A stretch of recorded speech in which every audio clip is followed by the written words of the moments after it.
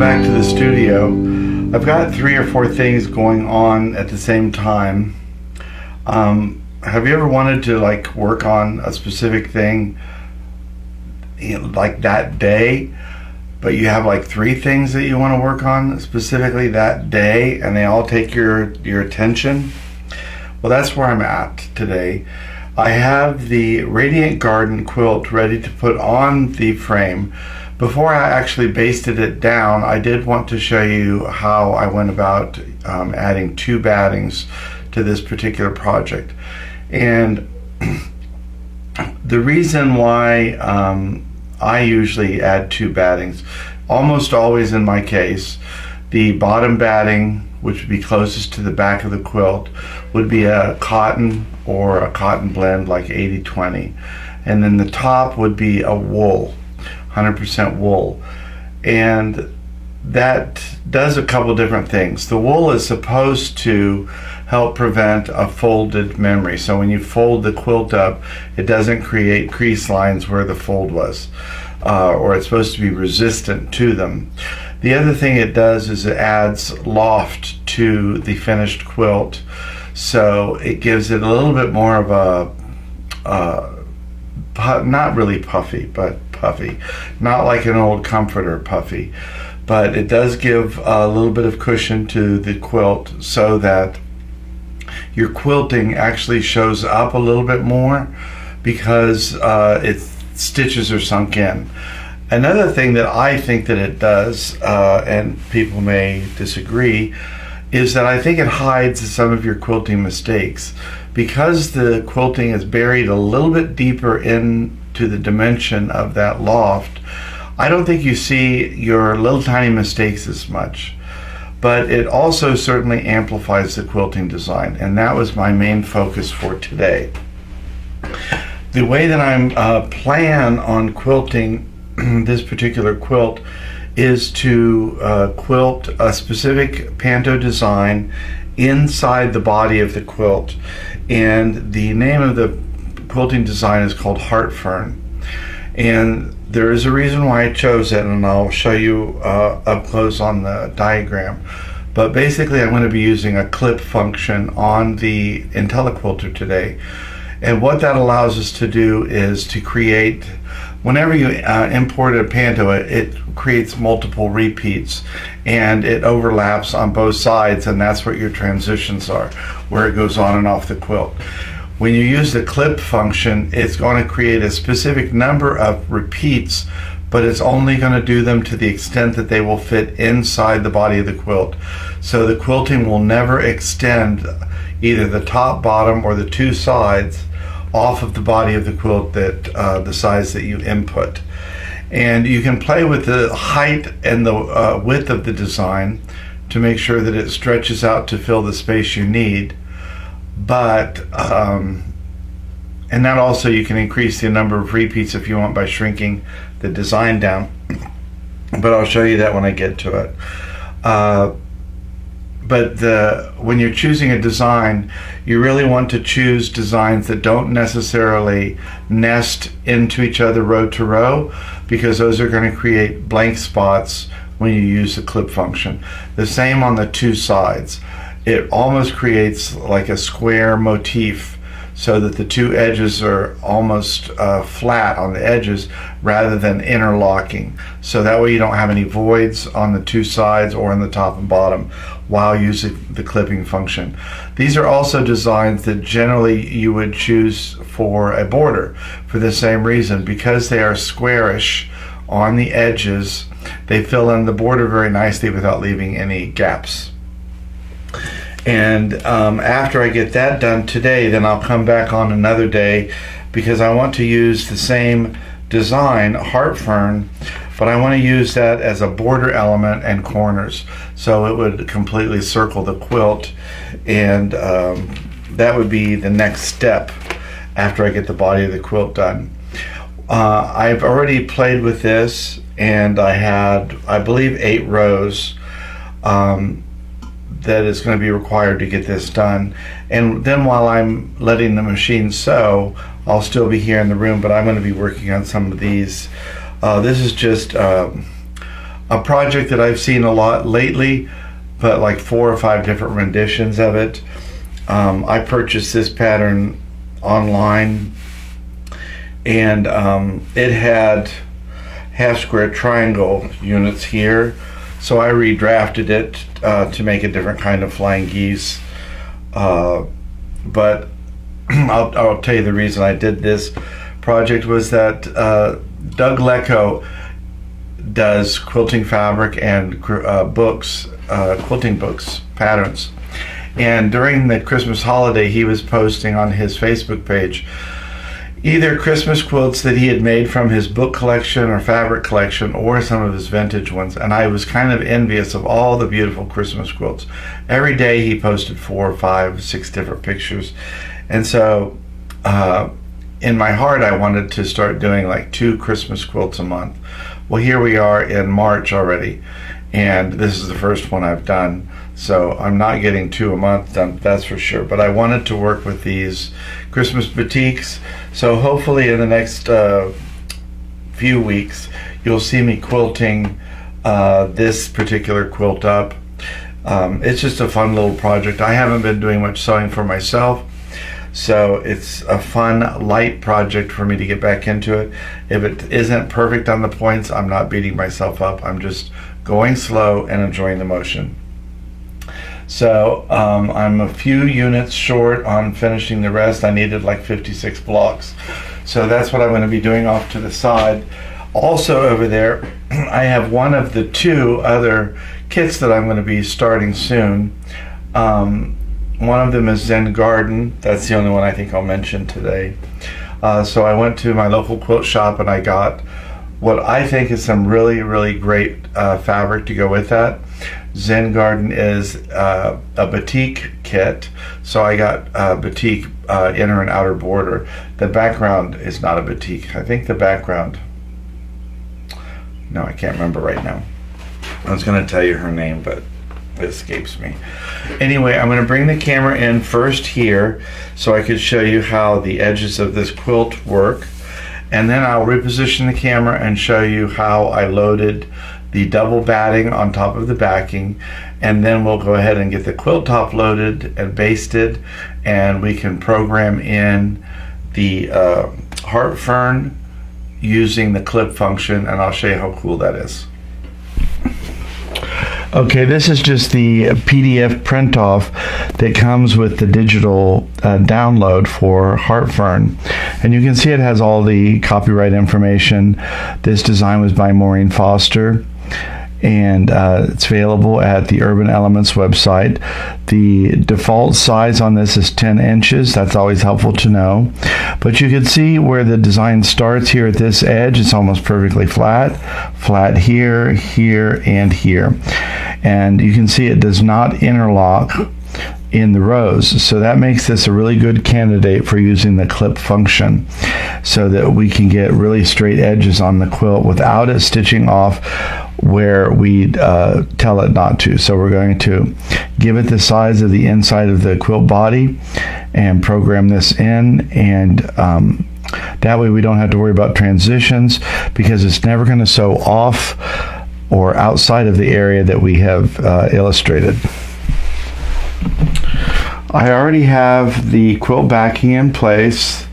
The quilt backing is a really nice blue that picks up the background of the body of the quilt, and that's facing down.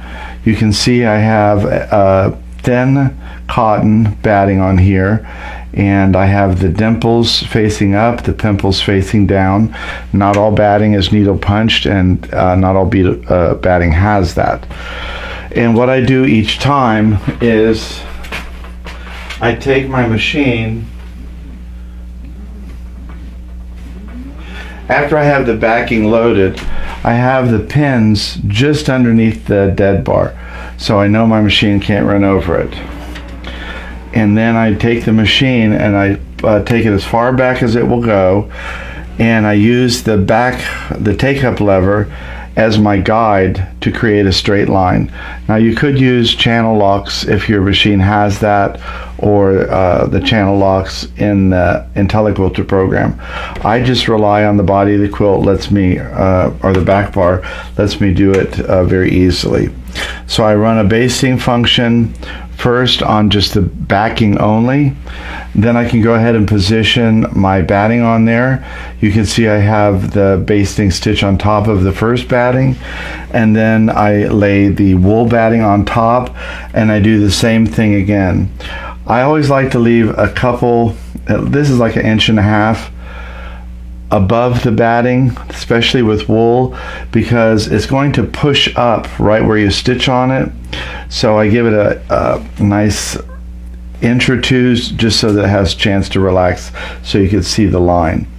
Now this line here, which is just referenced by the machine head hitting the back of the take-up bar, that's my straight line. That's what I'm going to use to position the top edge of the quilt.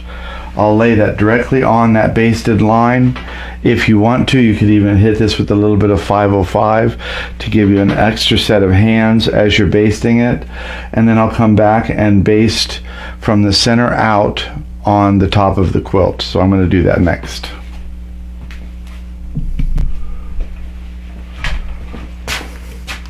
I have the quilt loaded. The whole point of the basting stitch was to try and get the quilt perfectly straight, because we're going to be working in very fine margins on this project. So I'm going to bring you in closer, and I'm going to show you the screen. Even though I need to program it back here in the upper left hand corner, I'm going to show you up close so that you could see the screen better here, and then I'll reprogram it when I get ready to start. But I'm going to show you how to do the clip function. We're going to design sew quilt, start new. We already have a work in progress. Do we want to replace it? Yes. We're going to erase the work in progress and reset our clock. This is a pantograph, but we're going to enter the rectangle manually. The size of my quilt on the inside of the inner border is 43 inches wide, and the height is 57.5.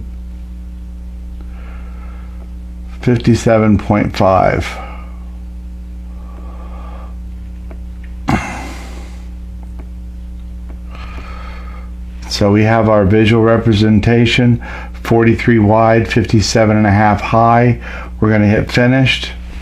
We're going to load our Panto design, which is in my downloads, and we're going to use Heart Fern, originally designed as a 10-inch high block, or Panto rather. We're going to do that for both even and odd rows, and you can see that it has 4 rows, 2 fern wide, and oh well, it's got 4 rows and more than 4 wide there. But I'm going to use the clip function, so I'm going to put clip on, and you can see now that we have our 4 rows and 2 ferns side by side. And I want to look at the pattern height is 12 inches, so that's too big. So first I'm going to adjust the pattern height, and just by moving my finger you can see how close we can get to filling the whole block. And 1, 2, 3, 4, 5, 6, that's 6 rows at 8 inches. That's not too bad. So I could go ahead and hit finished, and we're going to accept the transition even though there really isn't any. It's never going to sew off of the quilt. Now I'm going to add edit pattern, modify pattern, select all of them, and I'm just going to stretch this out a little bit, both the height and the width, just so it fills in these 2 gaps. So the width, we'll just take it a little bit, and then we can hit move and move it over. We don't have to have it right on the edges because you want to give yourself some margin of error. So now we'll do the height, And we'll hit move again and see how close we got. That's a little too high. That's pretty good. I'm going to go back to the width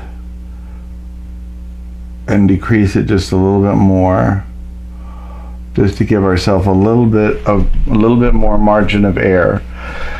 So now we have 1, 2, 3, 4, 5, 6 perfect rows, and it looks like 1, 2, 3, 4 repeats of the fern sideways.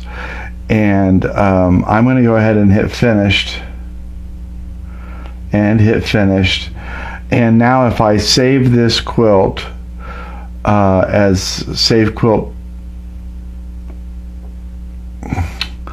save, rename the quilt, I'm going to erase the unsaved, and I'm just going to put, what should I put today? Heart Fern clipped, just HFC. So I'm going to hit enter, save it in my work in progress, and there it is. So now I can go ahead and move the head of the machine to the starting position and sew out my first row. I'm at the main menu. I'm going to hit Design Sew Quilt, Sew Existing. I'm going to do Work in Progress, so that's Heart Feather Clipped. I'm going to choose that.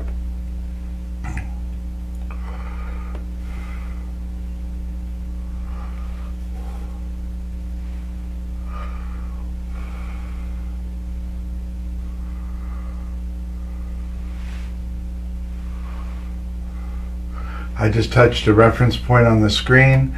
I'm going to hit continue. I'm going to hit sew quilt. Sew quilt.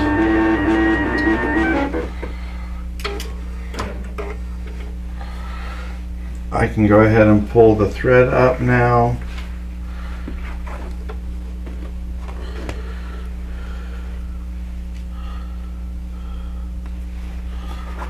And I've got the machine on manual. I can put my arms up out of the way and hit continue.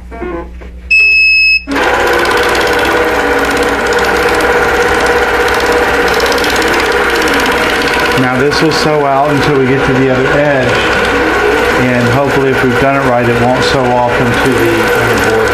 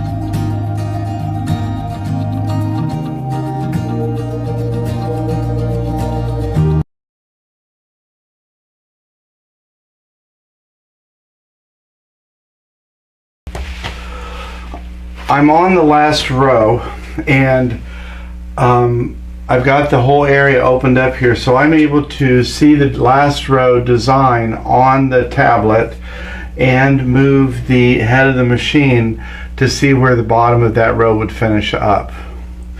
And so this is going to finish about a half of an inch from the bottom of the inside background of the quilt, which I'm fine with.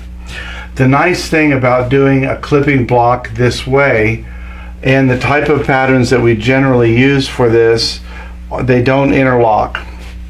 So if I had gotten to the bottom and the design was way too big, I could have gone ahead and deleted the whole program and then come back and marked the size of the available space and reclipped the block as I had it before in the space that was available.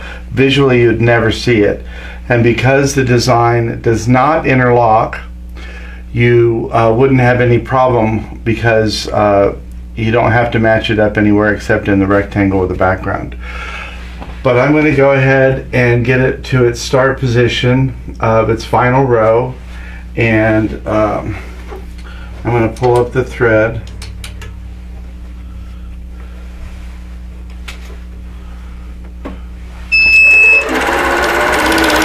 And we're off and running.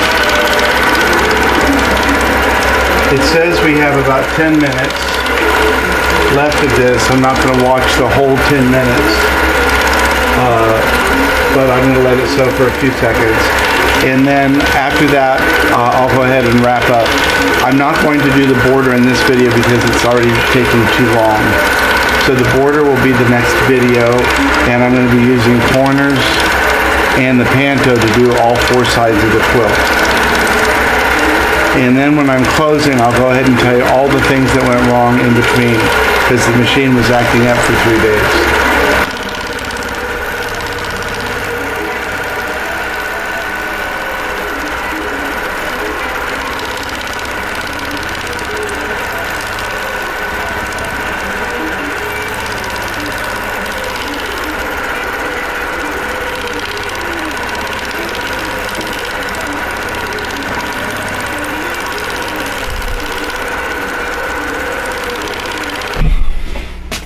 I had my quilt pen basted to the top take-up lever there. I'm going to take my pins out from the leader that are connected to the bottom of the top, the quilt top. And now I can go ahead and pop that down out of the way. Usually what I do here is I'll put a little bit of spray basting underneath that bottom edge. Make sure my batting is pulled out good. And I will just do a little bit of spray basting just to help hold that bottom layer in place.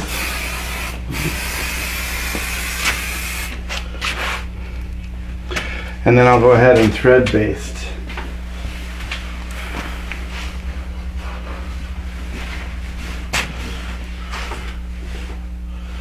Now basically I'm doing this in preparation of doing the border in the next video. Another thing I'm going to do now that I'm at the bottom, I'm going to carefully cut off this excess batting, because I'm going to need to roll back forward and I don't want to have to roll up all of this extra batting with it. So I'm going about 1.5 inches away from the bottom of the quilt. And I'm just going to cut off this excess batting. Keep in mind that I have wool batting and cotton batting there, so that would add quite a bit of extra to the roll. So now I have just the backing exposed, and I can go ahead and roll the quilt back up to the top and get ready to do the border in the next video. But I am going to bring you in closer to this side. The left side is good all the way up. I'll show you what happened on the right side and how I fixed it. This is the bottom of the quilt, and you can see there's probably 1 inch that isn't quilted at the bottom. I think when I'm finished I'm going to come back and do a stitch in the ditch on both sides of the purple inner border. You can go as close or as far away as you want. It's kind of like playing chicken a little bit. And like I said, I could have reprogrammed this whole bottom row, since it doesn't interlock, and just increased the size of this bottom row to come down to the bottom if I thought it was going to bother me. But I know it's not, because I've got about 1 inch on the left hand side before the design starts, so I'm okay with that.